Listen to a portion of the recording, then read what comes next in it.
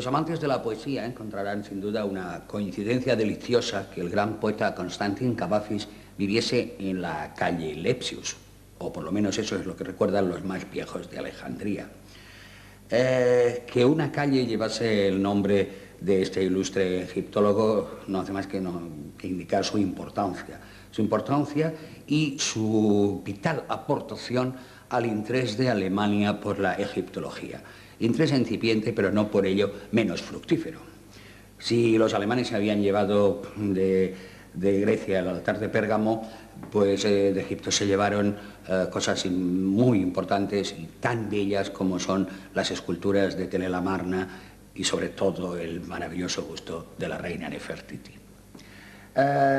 Lepsius, al margen de esos robatorios de sus compatriotas, fue un hombre ilustre, un hombre de una extraordinaria cultura y al parecer de una gran tenacidad, ya que consiguió montar toda una expedición prusiana que fue la que estableció en suelo egipcio una serie de medidas de racionalización de lo que todavía en algunos momentos podía estar en manos de aventureros y, en el mejor de los casos, de poetas, de viajeros poetas. Junto a Lepsius, de cuya importancia trata el capítulo de hoy, aparece también otro personaje, el francés Émile Brizavin, que realizó una de las obras gráficas más importantes en la copia de jeroglíficos, de pinturas, de dibujos de los viejos templos del Nilo. Brizavin puede calificarse, junto a Wilkinson y otros grandes nombres internacionales, puede calificarse como uno de los copistas más ilustres que ha tenido el país del Nilo.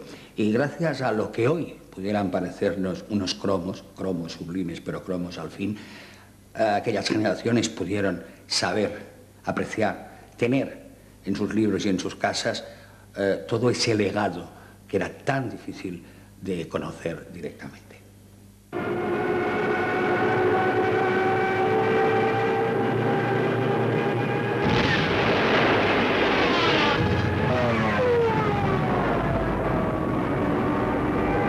Berlín, 1945. Los bombardeos que se descargan sobre la ciudad no respetan la isla de los museos. Por una triste ironía del destino, numerosos objetos de colecciones egipcias que habían atravesado milenios son en parte destruidos. En tiempos de guerra, las estatuas también mueren.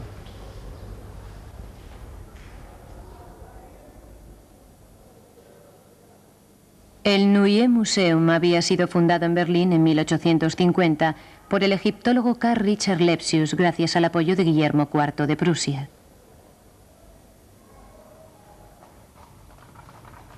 Al igual que su predecesor Federico el Grande, que había impulsado la potencia prusiana a su apogeo, el joven rey tiene la intuición de que dejará un trazo en la historia creando museos y hermosas avenidas.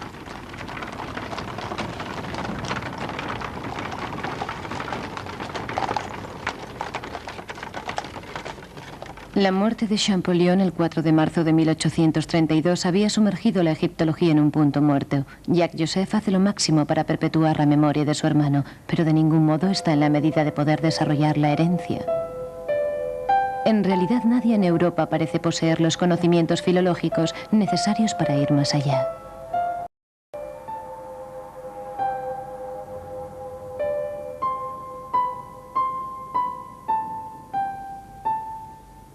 En Alemania, la ciencia del antiguo Egipto va a encontrar un nuevo inicio gracias a un joven superdotado, Richard Lepsius. Nacido en Prusia el 23 de diciembre de 1810, 20 años día a día después de Champollion. Lo más extraño en la carrera de Lepsius es la total ausencia de vocación para la egiptología. Estudia en varias universidades alemanas y con 23 años destaca con una excepcional tesis sobre unas inscripciones latinas que nadie aún había podido descifrar. Sus profesores desean orientarle hacia el aprendizaje de los jeroglíficos, pero el brillante estudiante no parece decidido. Muy ambicioso en el plano social y profesional, consciente de su valor intelectual, el joven quiere ante todo hacer carrera, y Egipto le parece un ámbito privado de salidas. Durante su primera estancia en París, en 1834, cambia de opinión. Tiene acceso a los manuscritos de Champollion, dispone de sus entradas en los círculos de la buena sociedad parisina y entonces comprende que hay una plaza vacante en el mercado de las ciencias humanas. Todo está por hacer en la egiptología y este trabajo de pionero le excita. Durante 3 años hace el tour de las grandes colecciones europeas, viaja a Italia y a Inglaterra, donde procede a numerosas estampaciones. A su vuelta a Alemania en noviembre de 1839, su decisión está tomada. Quiere partir hacia Egipto. Los acontecimientos le sirven, hay cambio de reinado en Prusia y Guillermo IV está particularmente bien dispuesto con respecto a la egiptología. La ambición de Lepsius agrada a la fiebre nacionalista del soberano, que decide financiar una verdadera expedición científica.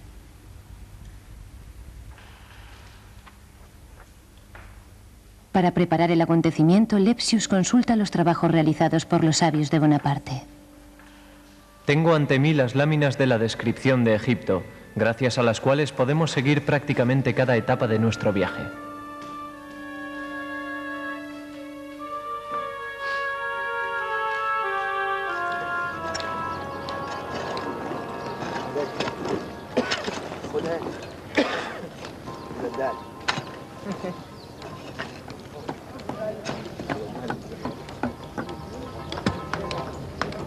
Los medios financieros puestos a disposición de Lepsius son enormes. 300.000 francos oro, a lo que hay que añadir todas las prestaciones dispuestas por Egipto. El rey de Prusia se había cuidado de recomendar personalmente la expedición a Mehemet Ali, acompañando su requerimiento de suntuosos regalos. Por todas partes, Lepsius se beneficia de un apoyo sin límites, de obreros, de porteadores, de guardias. De esta manera, a los 9 miembros de la expedición se añaden cada día decenas de colaboradores egipcios. Todo está organizado al mínimo detalle. El sabio no muestra ningún sentimiento en las relaciones con su equipo. Así, varios miembros de la expedición fueron reenviados a Berlín en el transcurso del viaje y reemplazados por otros.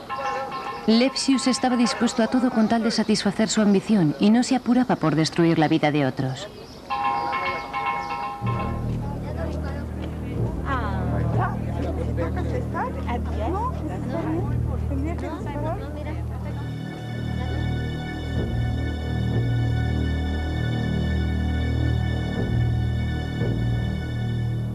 Desde 1810, Egipto se ha convertido en el teatro de una lucha feroz entre personajes sin escrúpulos que despojan al país de sus monumentos.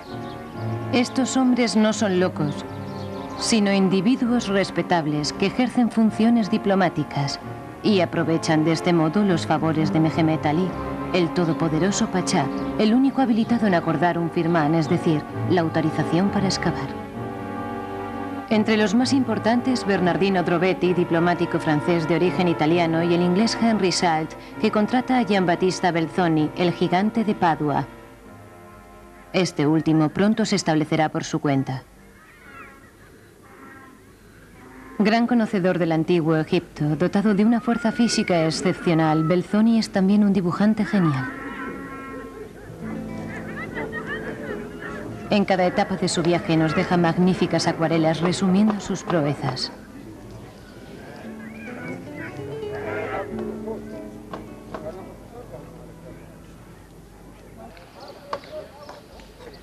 Al igual que muchos viajeros de su época, allá por donde pasa, Belzoni graba su nombre sobre los muros y sobre las estatuas. En junio de 1816 lleva a cabo un verdadero contrato con el cónsul Henry Salt, desmantelar y transportar hasta Londres el monumental busto de Ramsés II, cuyas piernas y zócalo permanecen todavía en el Ramesseum.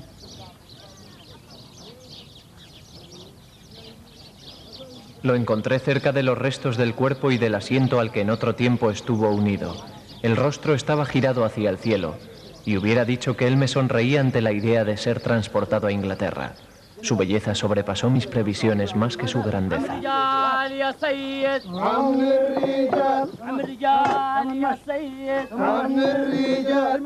Transportar una masa tan enorme con el penoso y lento medio de los rodillos y de las palancas, con ese calor y el polvo, era un trabajo que los europeos no hubiesen podido culminar.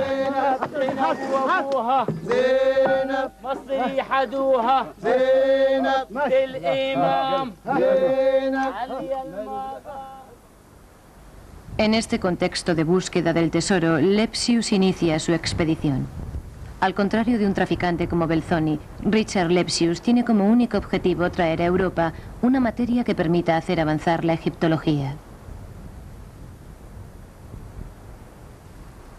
En su correspondencia, en la que el orgullo prusiano se transparentaba a cada página, relata los grandes hechos de la expedición.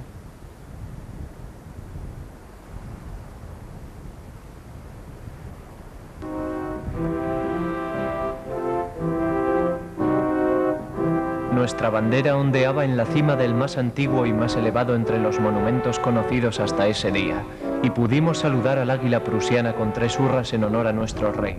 Volando en dirección sur, el águila se puso a girar la cabeza coronada hacia el norte, en dirección del país natal de donde soplaba una brisa fresca.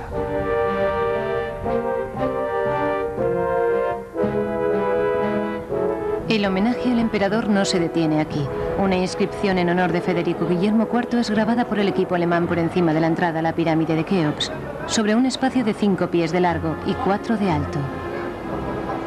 A la manera de las estelas faraónicas cubiertas de ornamentos reales, esta piedra conmemorativa no se compone de menos de 11 columnas de jeroglíficos por la gloria del rey, donde Lepsius se divierte imitando la escritura y el estilo de los antiguos egipcios. Así hablan los servidores del rey, cuyo nombre es el sol y la roca de Prusia. Lepsius el escriba, Erbkam el arquitecto, los hermanos Feindenbach los pintores, Frey el pintor. Saludo al águila, el protector de la cruz, saludo al rey, sol y roca de Prusia, saludo al hermano del rey. Lepsius no se cansa del espectáculo de las pirámides. Jamás comprenderá la falta de curiosidad manifestada por Champollion por la región de Giza, donde, por el contrario, los prusianos pasan largos meses.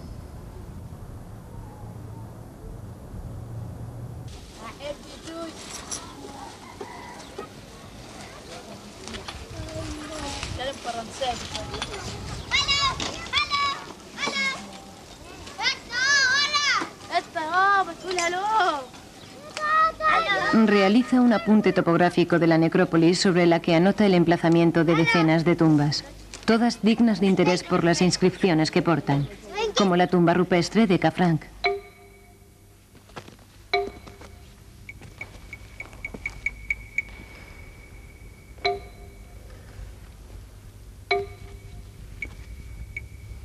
En nuestra partida hacia el Alto Egipto ya habíamos examinado 130 tumbas privadas y descubierto los restos de 67 pirámides.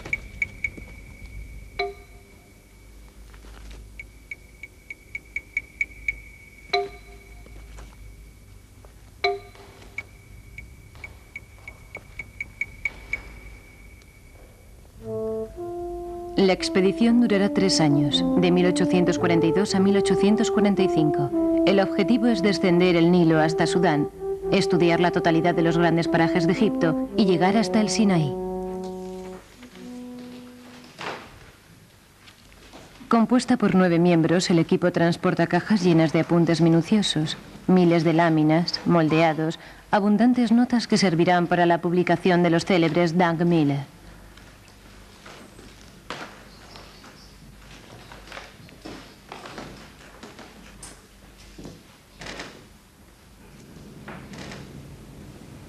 Con sus 894 láminas tamaño gran folio, esta obra es aún hoy en día considerada como el trabajo más importante jamás consagrado a la egiptología.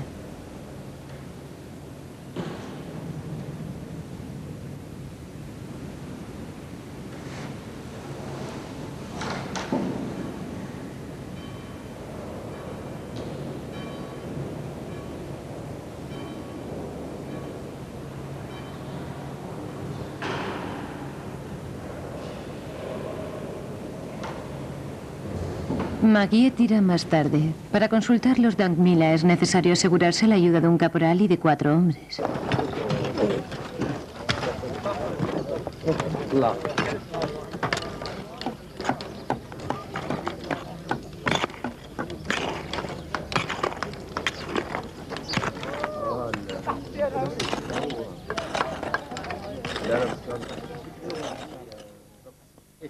Efectivamente, nosotros retomamos un trabajo que ha sido llevado a cabo al final, o más bien en mitad del siglo XIX, por Lepsius, que ha trabajado mucho en el Ramesseum, y que nos ha legado un plano que hasta ahora ha servido de base para la reconstitución de esta parte del templo. Entonces, él había puesto al día todos estos cimientos, y estos han sido resembrados posteriormente, reestudiados por los americanos que trabajan en Medinet Habu, y de nuevo nosotros mismos retomamos el trabajo. Así pues, por el momento nuestra Biblia es el documento de Lepsius. Esperamos reencontrar al menos lo mismo, si no es más que aquello que él vio. Si el interés del sabio por las excavaciones arqueológicas no desfallece jamás, no encontramos en Lepsius la mínima muestra de emoción artística. No hay que llevarse a engaño. Las magníficas láminas de Dangmila no son de su mano. Ellas son debidas al gran talento de los dibujantes con los que supo rodearse, Ernest y Max Beidenbach. Según el egiptólogo Dietrich Bildung, Richard Lepsius es sin duda un gran filólogo, un gran historiador, pero es insensible a la belleza del arte, a la belleza de los objetos. Sus relaciones con los monumentos, los relieves, las pinturas son de orden científico. Él consideraba Egipto como una especie de gran tienda en la que él hacía su compra y privilegiaba siempre los monumentos portadores de inscripciones que le permitieran comprender la historia de las civilizaciones.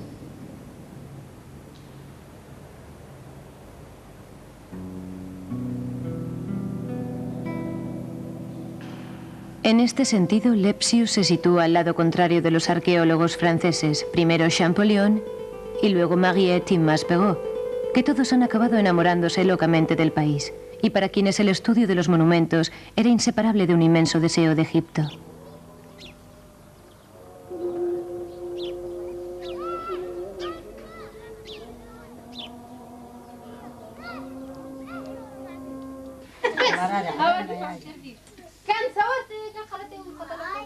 وبعدين يا خي يا خي مضخه نتيجه خرجتي ذات الفطر يا شيخ ما تجيب خلصت صباح شكله كبر يا صباح لا ما متضيعش وشي لا متضيع كفايه. En sus cartas a menudo manifiesta una distancia más bien de desprecio con respecto al pueblo egipcio. Él no quiere ni a Egipto ni a sus habitantes, y no esconde su irritación por aquello que él llama las lacras de Egipto, las inundaciones, los insectos, las ratas o también la música árabe.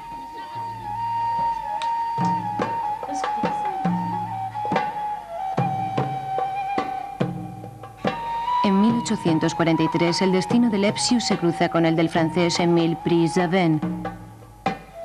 Al contrario que Lepsius, Prizavène adopta el idioma y las costumbres de Egipto. Personaje singular, vestido a lo árabe, compartiendo la vida de los Felash bajo el nombre de Driss Effendi, este ingeniero se hace orientalista.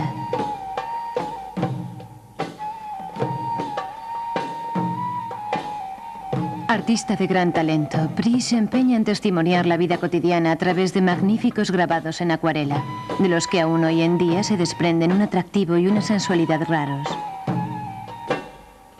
Con él todo palpita. Y la ciencia de un Lepsius nos parece bien abstracta al lado de los dibujos de Prizavène. Es él, igualmente, quien nos revela el colorido tan delicado de los templos y de los hipogeos, sus extrañas y magníficas armonías.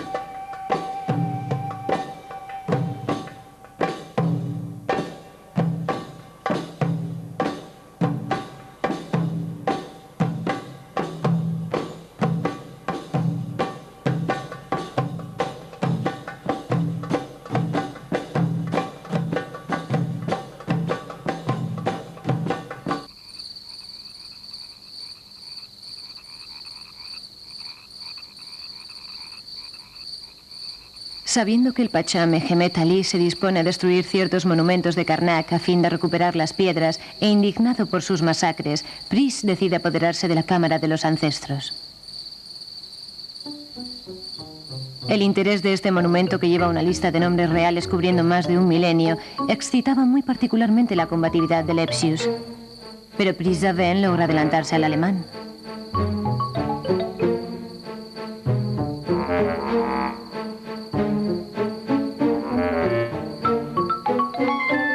mayor de los secretos, el desmantelamiento de la cámara de los ancestros duró 18 noches. Pris usa todas las artimañas para no hacerse coger, yendo incluso hasta jugar al ajedrez durante la jornada con las autoridades locales para desviar su atención. Los bloques son cuidadosamente embalados y embarcados sobre un barco en dirección al Cairo. La leyenda cuenta que en el camino, el francés se cruza con Lepsius, venido especialmente a Tebas para adueñarse del monumento. Pris le invita a subir a bordo y le hace sentarse precisamente sobre las cajas que contienen los bajorrelieves y le ofrece un café. Algunos días más tarde, Lepsius llega a Karnak y se apercibe de que ha sido engañado. Los bloques de la cámara de los ancestros serán enviados a Francia un año más tarde.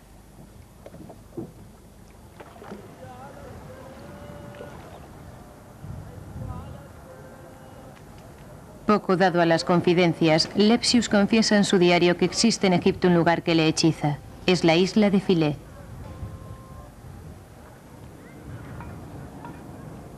La semana que hemos pasado sobre la isla sagrada forma parte de los más bellos recuerdos de nuestro viaje. Teníamos la costumbre de juntarnos antes de la cena sobre la terraza más elevada del templo, aquella que se eleva en pendiente empinada por encima del río, sobre la orilla norte de la isla. Allí observábamos las sombras del templo y los reflejos sombríos sobre los bloques de arenisca. Por fin, el 6 de noviembre de 1843, abandonamos nuestra encantadora isla y comenzamos el viaje hacia Etiopía.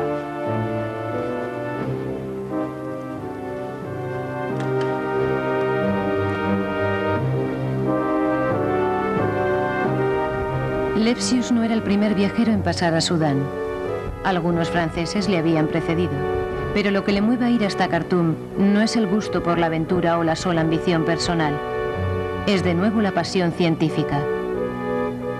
Quiere fechar los templos de Nubia y establecer de manera definitiva los lazos históricos entre el Egipto antiguo y África. Para él, la gran cuestión era saber de dónde procede el Egipto faraónico. ¿Tiene esta gran civilización raíces africanas?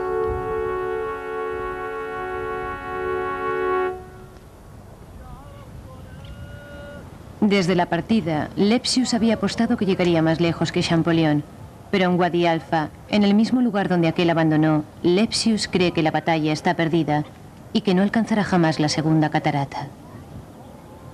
Sin embargo, al cabo de 2 meses, tras enormes problemas logísticos, la expedición retoma el descenso hacia el sur.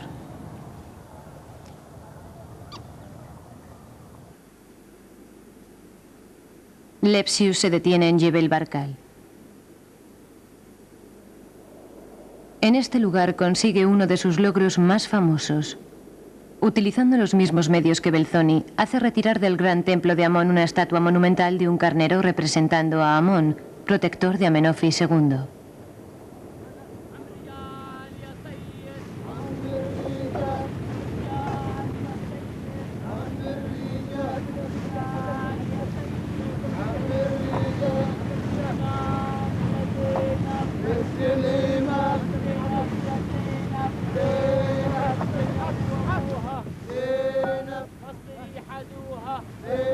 En un intento de reconstitución arqueológica, Lepsius devuelve al carnero su coronación de origen, los cuernos y el disco solar.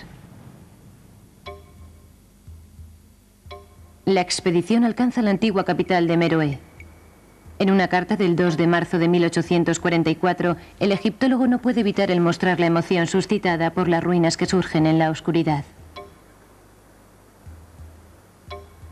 A pesar de que cayó la noche, Abekem y yo decidimos ir en mulo hasta las pirámides que se encuentran sobre las primeras colinas en el interior de las tierras. Solo la luna aclaraba un poco la planicie salpicada de piedras, malezas y manojos de juncos. Esa misma noche, Lepsius comprende las grandes líneas de la cronología del reino sudanés. La conclusión de esta visita a la luz de la luna no es nada regocijante.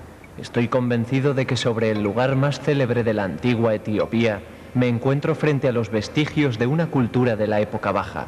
Los monumentos no se remontan más allá del primer siglo antes de Jesucristo. Las inscripciones y representaciones no dejan ninguna duda a este respecto. La decepción del sabio es grande. Él esperaba hacer un inmenso descubrimiento en Nubia, y tocar tal vez a los orígenes de la humanidad. Pero logra una victoria distinta. Visita las 184 pirámides de Meroé y consigue impedir al señor de la región que continúe con el desmantelamiento. En efecto, estas esculturas reales eran sistemáticamente saqueadas por los buscadores de tesoros desde el descubrimiento en 1834 de las joyas de la reina Manichaketo.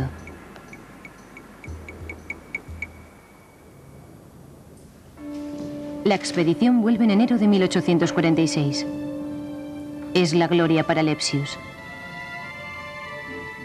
Trae a Alemania un colosal botín. 294 cajas conteniendo 1.500 objetos de Egipto y de Nubia. Varias cámaras funerarias completas, joyas y papiros, sarcófagos y momias. Un obelisco. Una columna del templo de Philae. Y la famosa esfinge con cabeza de carnero de Jebel Barkal.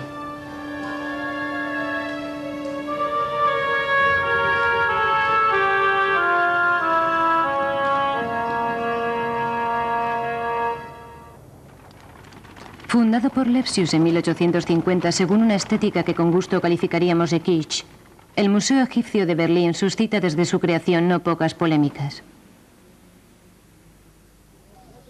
A aquellos que le reprochaban haber saqueado Egipto, Lepsius respondía que la mejor manera de preservar las antigüedades de la destrucción era enviándolas a un museo europeo. Para los egiptólogos de hoy en día, los argumentos permanecen incontestables.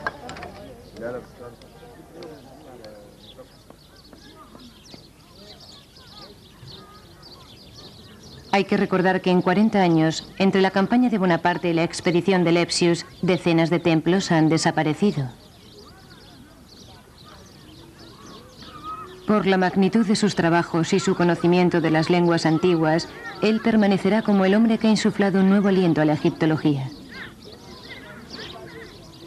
Con Richard Lepsius, una época se acaba. La siguiente etapa consistirá en conservar los monumentos egipcios en su tierra de origen.